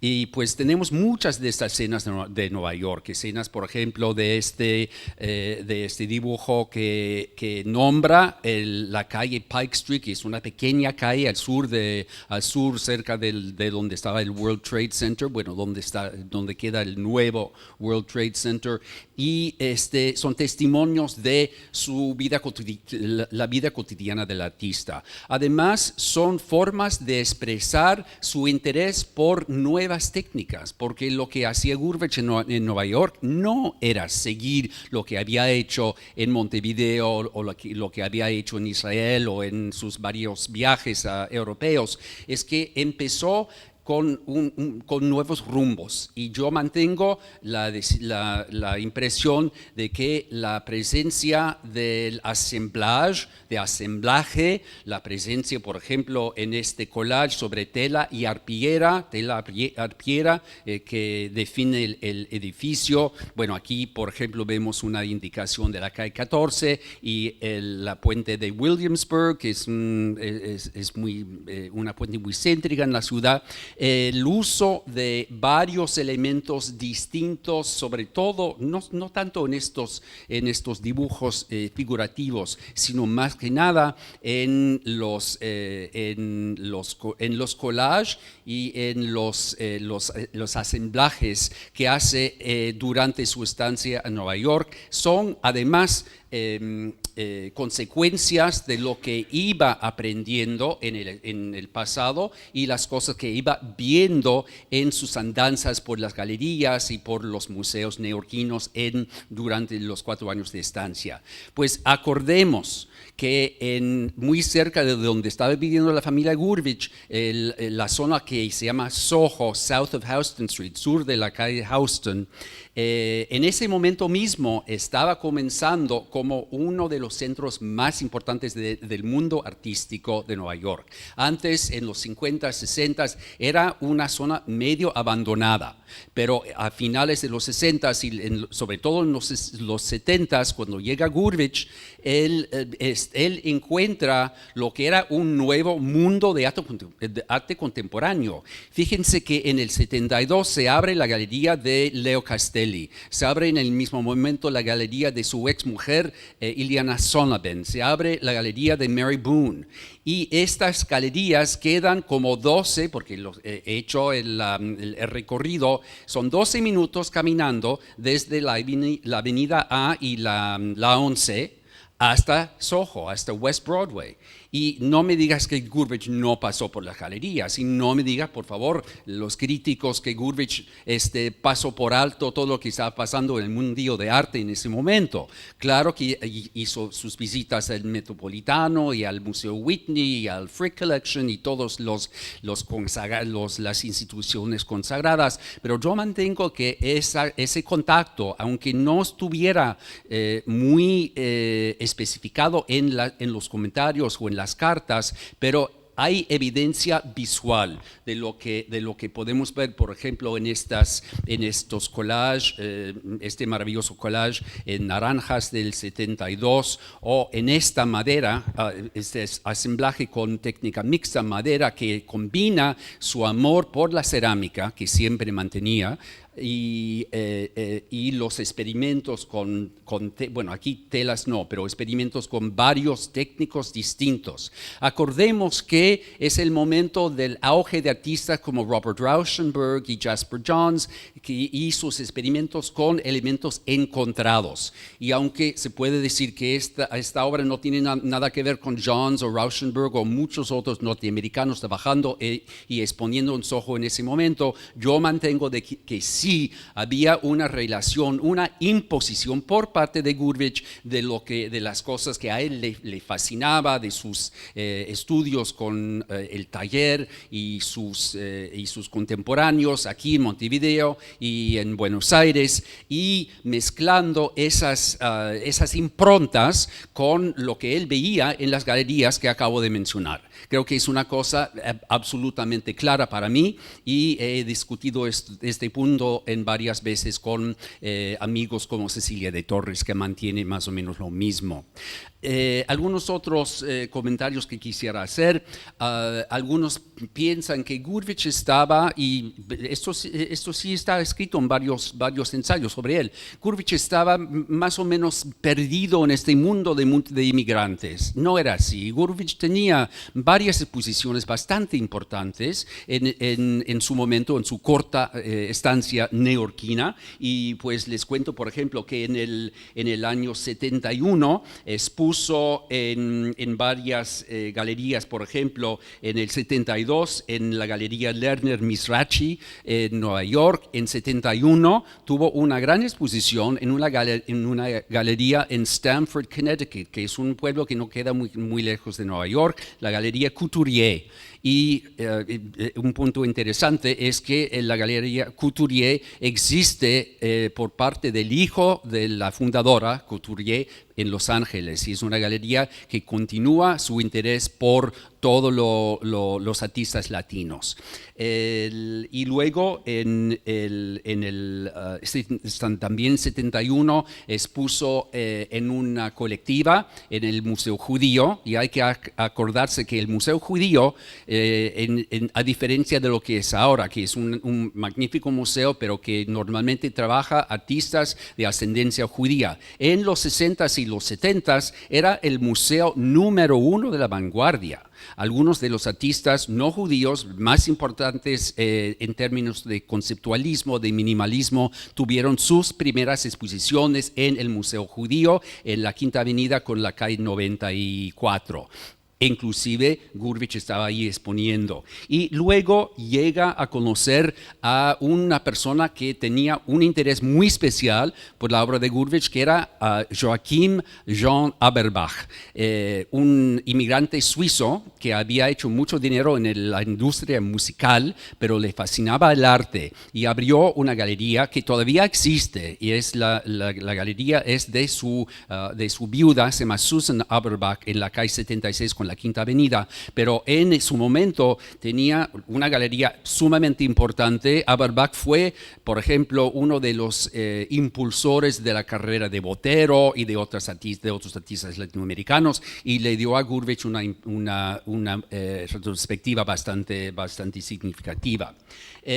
Voy a tocar 2 puntos más porque quiero ceder el podio, aunque es más bien una mesa, al maestro, pero quisiera tocar 2 puntos más. Uno, monumentos. En varios de los dibujos y sobre todo los dibujos como estos, muestra una serie de monumentos fantásticos. Y hay que preguntarse por qué le interesó Gurvich tanto la idea del monumento.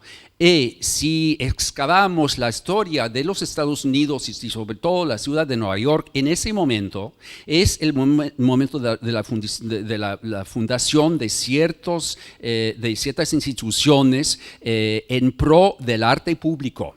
Y el gobierno federal en 1970 empieza una serie de programas, a pesar de la gran carencia de dinero y de la crisis y todo, empezaron a dar 1 o 2% de grandes proyectos públicos, edificios o plazas o algo así para arte público.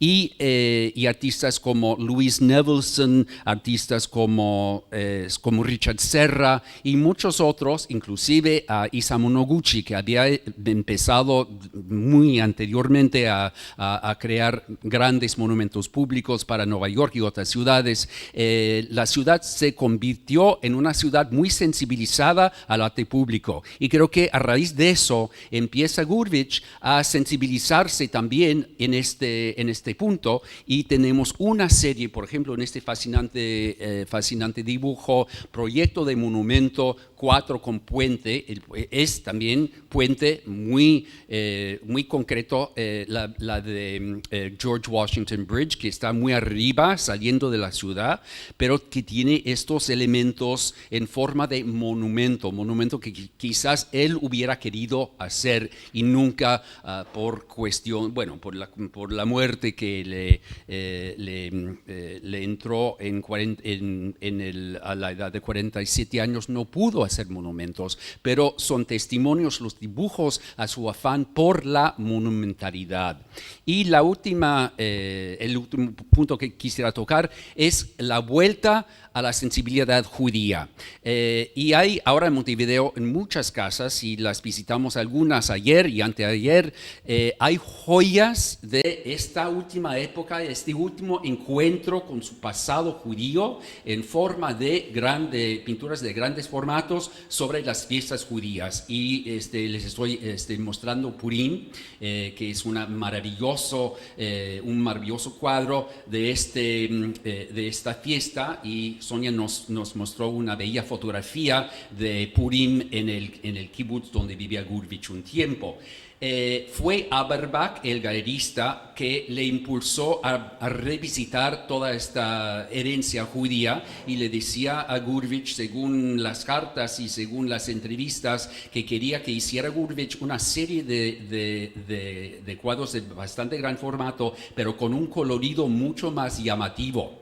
Y empezó a hacer esto, la Hanukkah, Purim, Shabbat y varias otras fiestas, las expuso en el Templo Israel de Great Neck, que es un pueblo muy cerca de la ciudad, son como 17 kilómetros en Long Island, y luego los vendió a varios colegios. Eventualmente se vendió la mayoría o la totalidad de estas piezas a coleccionistas montevideanos, y están aquí todos. Ojalá algún día se pueda hacer una exposición de todos estos elementos judíos aquí en la casa o en otro lugar apropiado.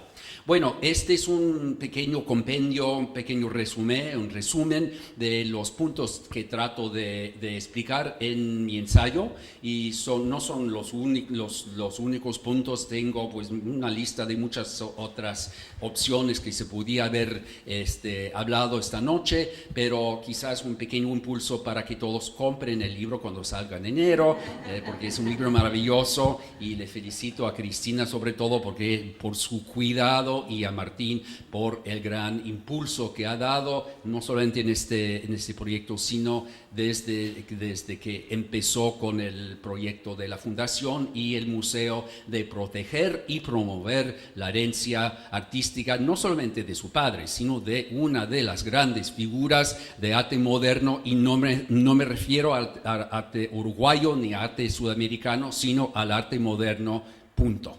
Gracias.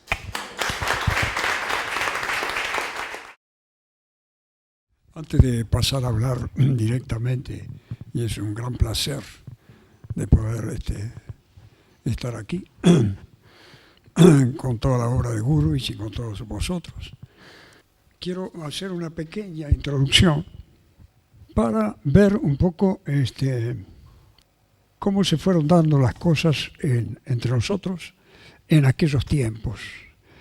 Desde luego, el retrovisor que podemos tener ahora puede estar empañado por una cantidad de décadas, ¿no? Y de recuerdos y depósitos que se fueron haciendo posteriormente. Pero lo importante para mí fue fundamentalmente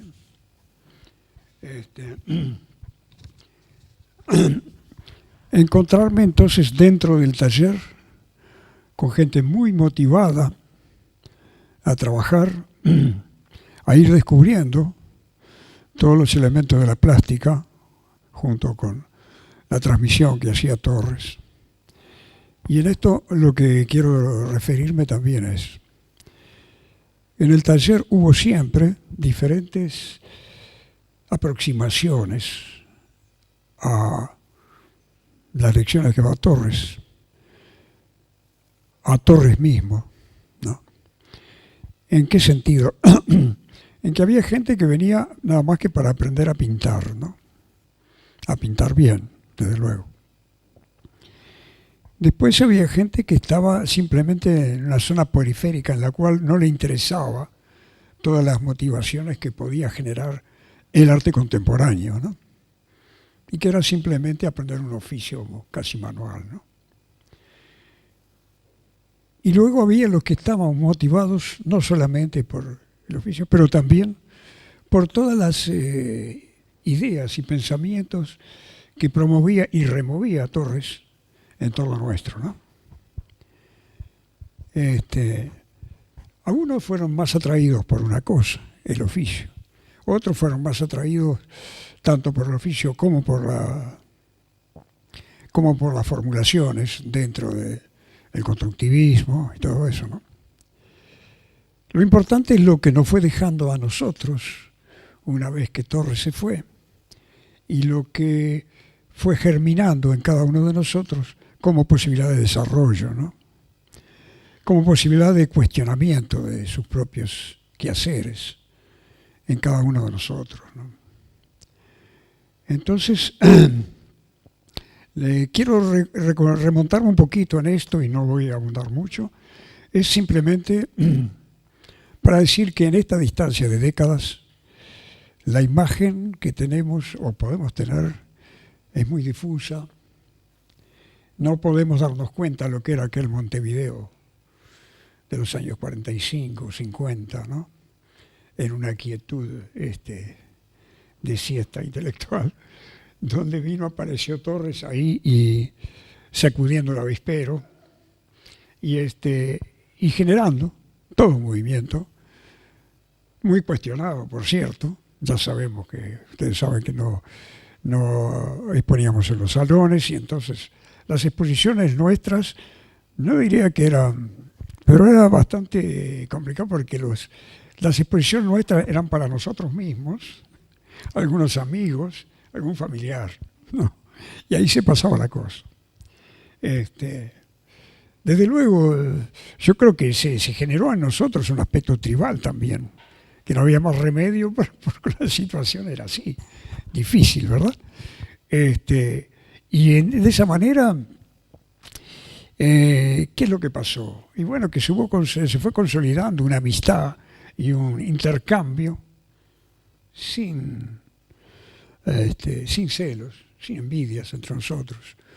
Una ayuda y un reconocimiento mutuo en el proceso de realización de cada uno de nosotros, unos con más capacidad, como Gurvich o Fonseca, otros con menos, pero tratando cada uno de ver los elementos positivos que se iban generando en la obra de cada uno de nosotros, ¿no? Este punto creo que lo considero esencial. ¿Por qué? Porque raramente los grupos tienen esa característica, ¿no? Bueno, quiero decir, a partir de eso, otras cosas que más quería hablar, a ver, porque tengo que servirme de algunos apuntes porque a esta edad.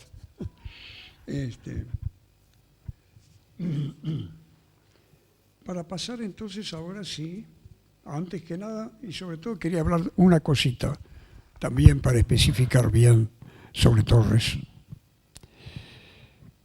que la aproximación de Torres hacia Torres como alumno podía ser solamente una aproximación de aprendizaje, en el cual siempre éramos recibidos con una calidez, ¿no?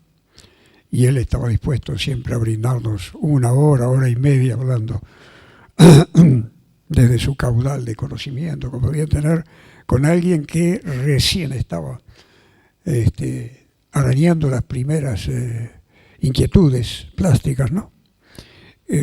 Pero él sabía transmitir y despertar en nosotros probablemente capacidades que estaban latentes o medianamente latentes, y con máximo respeto iba transmitiendo los elementos para que la progresión se hiciera en cada uno al ritmo que cada uno podía, ¿no? Entonces ahí está el maestro, como el maestro, y las técnicas, las diferentes lecciones, el aspecto formal de la tradición de un maestro, ¿no? Pero después está el artista. Entonces, relacionarse con Torres se podía relacionar solamente desde el maestro, con el maestro, o también simultáneamente con Torres desde el artista. ¿Y qué quiere decir esto? Quiere decir esto que Torres estaba siempre dispuesto a poner en tela de juicios sus propias conquistas y empezar de cero. Entonces podía abrirse y tener una apertura permanente a la gente que recién estaba intuyendo y cometiendo sus primeros errores para ir progresivamente descubriendo algunos elementos, ¿no? Bueno, eso para terminar el capítulo sobre Torres. Con Gurvich y con Pesino tuvimos una relación muy estrecha desde el comienzo en el taller. Primero con Pesino tuvimos un taller juntos durante 2 años y medio, y siempre guardamos un vínculo muy estrecho, ¿no? Tanto por la búsqueda dentro de la plástica como por las búsquedas dentro de los elementos del trabajo interno, ¿no? Con Gurvich también tuvimos un contacto muy directo. Desde luego Gurvich, y esto quiero destacarlo porque es una cosa importante y se ha dicho poco, pero creo que es así. En el taller verdaderamente las relaciones no eran que dijéramos muy fluidas, a pesar de nuestra juventud, ¿no? Había sí contactos entre personas que teníamos ya una pequeña amistad y salíamos a pintar juntos, ¿no? Paisajes o el puerto y todo eso, ¿no? Pero había también una cierta, yo no diría rigidez, pero una cierta seriedad un poco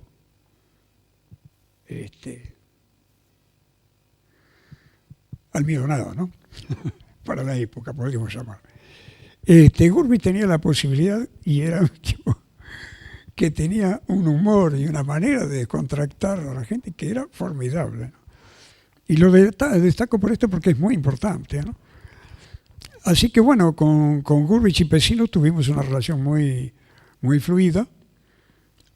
Y cuando se formó un grupito que se llamaba de Artes y Letras, fue un grupo que se generó allá del 52 por ahí, donde había actores como Humberto Fontana o poetas como Graciela Saralegui o Carlos Brandi, ¿no? Entonces ahí era un grupito para armar un grupo a Europa, ¿no? Para generar fondos para un grupo europeo. Compramos un apartamento, lo rifamos y todo eso. Y ahí tenemos que ir a mandar numeritos todos los días a la Plaza Libertad, ¿no? Y del taller los únicos que entramos en el grupo fue Pesino, Gurvitch y yo, ¿no? Esto, claro, nos dio ya como una definición de nuestra meta común para encontrarnos así, y planeando los viajes y lo que queríamos ir viendo cada uno de acuerdo a sus afinidades, ¿verdad? Bueno, a partir de ese momento se dio una cosa bastante fresca y fluida entre todos nosotros, a tal punto que, a pesar de que nos fuimos en el 54, en mayo del 54, en realidad Gurvitch y Pesino se van, no en el mismo barco, pero casi por los pocos días, una cosa así. Y yo, que me había casado con Carmen Hughes, me voy en otro barco, ¿no? Pero la propuesta nuestra fue encontrarnos para el 55, el fin de año 55 en Florencia. Así que allí, entonces, ahí nos encontramos. Y fue muy interesante ese encuentro, porque, bueno, primero llegó Gurvitch 2 o 3 días antes y después llegó Pesino. Y entonces con Gurvitch hacíamos toda una... Sabíamos que Pesino tenía una adoración por el dibujo y la obra de Botticelli, ¿no? Y entonces toda la picardía nuestra era haber ido a la sala de Botticelli y quedarnos así mirando a ver qué hacía él, ¿no? Cómo que iba a reaccionar, porque había estado en una actitud un poco distante últimamente, y entonces eso fue uno de los puntos importantes. Pero bueno, allí nos encontramos los tres, alquilamos estuvimos en la misma pensión, y poco a poco fuimos entonces visitando los Uffizi, la Pitti, las diferentes iglesias, y posteriormente, bueno, hicimos un viaje a Urbino, a Asís, a Bolonia, varios lugares así juntos, ¿no? En estos viajes, lo que es importante, yo quería destacarlo un poco. Desde luego, Gurvitch tenía una percepción muy rápida de la parte técnica, inmediatamente detectaba los elementos y el proceso sucesivo, el desarrollo, ¿no? No era el caso mío ni el de Pesino, que éramos más bien personas más contemplativas y que esperábamos siempre que la obra nos transmitiera el mensaje que podía encerrar ella, ¿no? Bueno, estos son puntos así. Ahora, estas maneras, nuevas formas de percibir, después, claro, en algún bar y tomando algunos vinitos, las discusiones se hacían bastante amorosas y humorísticas, ¿no? Bueno, otra cosa que quería decir. Con Gurvich, entonces, yo después lo vi una vez en Montevideo, porque yo vine por un corto periodo de tiempo, en el 59, creo, una cosa así. Y ya yo, claro, había abandonado todos los elementos del taller y estaba en otra búsqueda absolutamente diferente, con elementos perceptivos que me interesaban mucho, pero en cambio el encuentro siempre fue muy cálido y todo eso, ¿no? Y después nuestros encuentros se realizaron 2 veces, yo ya estando en París, de vuelta. En realidad yo voy a estar en París desde el 55 hasta el 85, ¿no?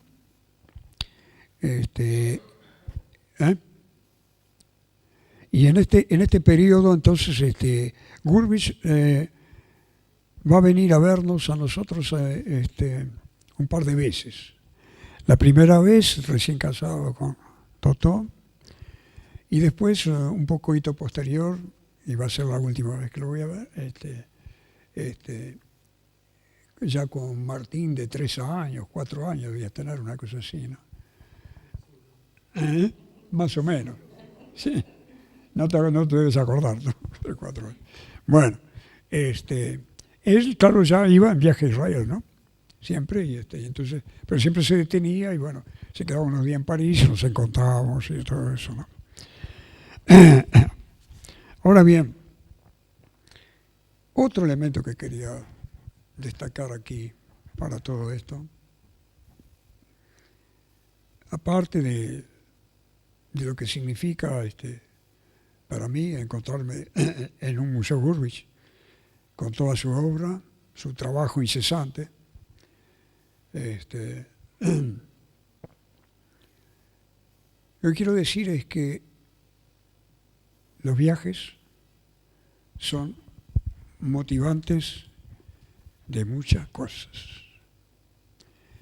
Porque los viajes, en primer lugar, nos arrancan nuestros hábitos corporales, mentales, emocionales, y hay una posibilidad de respirar otro aire, ¿no? Entonces, entonces hay una posibilidad de respirar otro aire. Bueno, y lo que quiero decir es que si uno ve, por ejemplo, observa la obra de Torres, es evidente que los viajes lo marcaron enormemente. Salir de Barcelona y después irse ya de Montevideo a Barcelona, después de Barcelona a Nueva York, luego a París, a Italia y todo eso, ¿no? Y luego su vuelta a Montevideo. Y esta movilización que se va haciendo a través de los viajes es también una renovación interna, porque significa que uno está dispuesto a abrirse y a abrir nuevos canales y a aprender siempre de una dinámica que es constante en la existencia, ¿no? Entonces ahí, para hablar de Gurvich, bueno, es evidente que todos esos viajes lo marcaron enormemente, la estadía en el kibutz, la estadía en Nueva York, como acabamos de ver, todo eso, ¿no? Pero al mismo tiempo, lo que quiero decir que los viajes en sí también son un viaje al interior nuestro, en el cual al desarmar ciertos condicionamientos puede entonces uno aprender a sentir, a percibir de otra manera que la habitual. Es evidente que cada uno tiene una forma de sensibilidad y de percepción que puede desarrollarse en detrimento de otra. Por ejemplo, la parte intelectual tiene una tendencia a dominar completamente la parte emocional, ¿no? O inversamente, otras personas la parte emocional inhibe completamente la parte emocional, la parte intelectual. Pero la búsqueda de un equilibrio, el aprendizaje, es también un viaje en nuestro territorio interior, ¿no? Que en la medida en que empezamos a ser sensibles a ello, nos puede permitir también generar una comprensión más global de por qué andamos por estos campos y por qué puede haber una expresión plástica, ¿no? Así que frente a la obra de Gurvich y frente a todos ustedes, les agradezco por haberme escuchado todas estas cosas y espero que no sea demasiado desmovilizador. Gracias.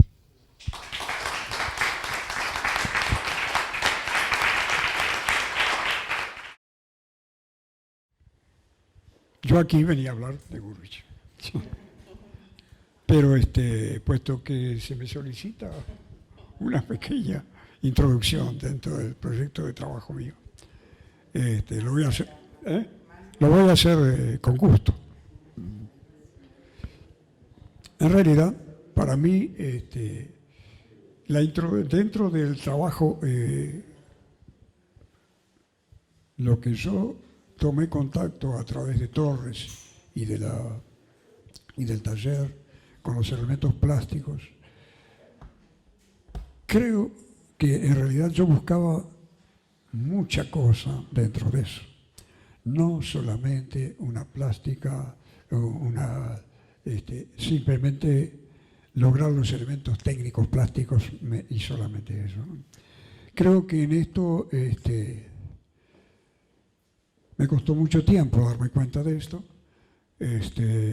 y permanecí mucho tiempo, porque si me voy en el 54, me quedo en París el 55, hasta el 85, hasta recién 59, 58, 59, a raíz de mis búsquedas a través de diferentes simbolismos, el estudio de las religiones orientales, el trabajo dentro de un grupo de George Ivanovich Gurdjieff sobre meditación y después posteriormente dentro del sufismo,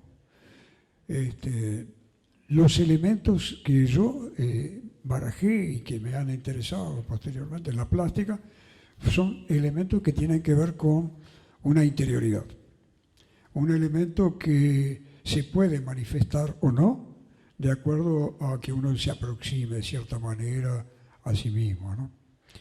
En ese sentido, claro, se aparta mucho en la formulación del planteo de Torres, pero creo que las bases que él me dio de una cierta racionalidad, reflexión sobre los elementos así, fueron muy importantes. Y además otro punto, como Torres proponía siempre el asunto, por ejemplo, viajar al altiplano y a Perú y todo eso, cosa que yo hice en el 60 más o menos, y ahí se me abrió todo un mundo. ¿Por qué? Porque me di cuenta que estaba clasificando y organizando todo racionalmente a la occidental, y que entonces todos aquellos monumentos no eran nada más que un trabajo arqueológico para mí.